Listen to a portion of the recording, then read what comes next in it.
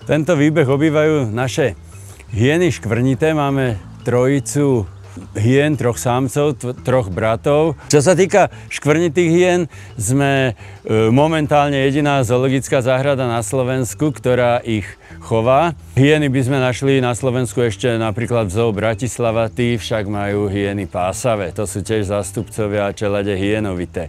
Naše hyeny sú teda skvelé v tom, že veľmi dobre spolupracujú s ošetrovateľom. My sme ich teda v rámci nejakej výmeny dostali z Českej zoologickej záhrady na Hrádečku a teda evidentne tam s nimi ošetrovateľky od malička pracovali tak, že tie zvieratá vôbec nemajú strach pred človekom. Úplne perfektne sa s nimi pracuje. To je potom radosť pre ošetrovateľa, keď má zviera, ktorého dokáže poslúchať, ale nie je to také poslúchanie, ak si možno predstavíme nejaké to sadni, lahni, tak jak cvičíme psa. Veľmi radi by sme tu vyvrátili nejakú tú vžitú predstavu, že hyena je nejaké zákerné zviera.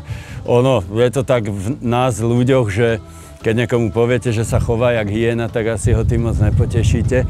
My v rámci našich komentovaných krmení sa snažíme práve túto povesť nejak tak ľuďom vyhovoriť a snažíme sa poukázať na to, aké sú hyeny v prírode dôležité a že sú to teda veľmi zaujímavé zvieratá. Pri hyenách škvrnitých je zaujímavé, že na prvý pohľad nerozoznáme samca od samice. A to nemyslím tým, že napríklad jak u leva, hej, že lev má hrívu, levica ju nemá, takže tam je to úplne jednoduché. U hyen dokonca aj tie pohlavné, vonkajšie pohlavné orgány vyzerajú úplne rovnako, takže tam často je potrebné robiť nejaké testy, nejaké DNA testy, nejaké krvné testy, niečo, proste aby tí ošetrovatelia si boli istí, keď sa narodia niekde nejaké mláďatá, že či sa jedná o samca alebo o samicu. Ono totižto tie samičie pohlavné orgány sú veľmi podobné tomu samčiemu penisu.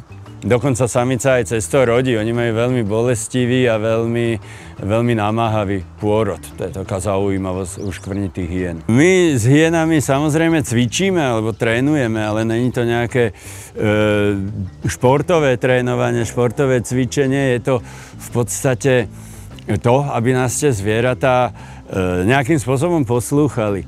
Využíva sa to väčšinou, alebo teda najmä, účelom tohoto cvičenia je ako zjednodušenie veterinárnych úkonov potom. Určité cviky, keď príde veterinár, tak si ich môže zblízka pozrieť, pretože sa jedná o zvieratá, ktoré jednoducho nemôžete prehmatať. Hej? Všetko musí byť robené bezkontaktne, cez mreže. Takže tam v podstate tá hyena musí dojsť k úmrežiam, nie veterinár k nej.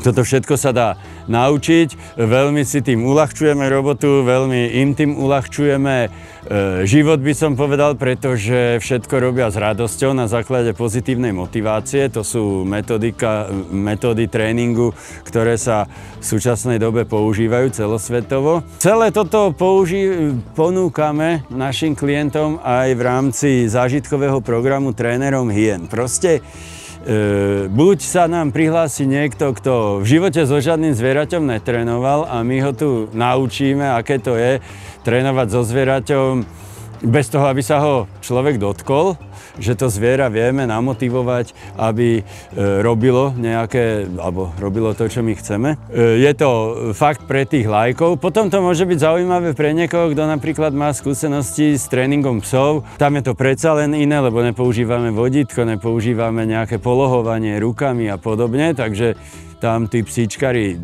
tiež dojdu si na svoje. Priznám sa, že je to dobré aj pre nás, respektíve aj pre tie hyeny. Tým, že sa nám tu tí klienti striedajú a každý je iný, tak oni potom nemajú problém toto všetko predvádzať, aj keď príde veterinár. Lebo to zviera môže byť perfektne vytrenované, ale v momente, keď je tam cudzia osoba, tak ono v podstate zhasne a nevie, lebo není zvyknuté pracovať pod vedením cudzej osoby. Ale tým, že vlastne sa tam striedajú tí klienti, tak tie zvieratá majú v tom, by som povedal, zmätok a fungujú pri každom, takže budú fungovať potom aj pri veterinárovi.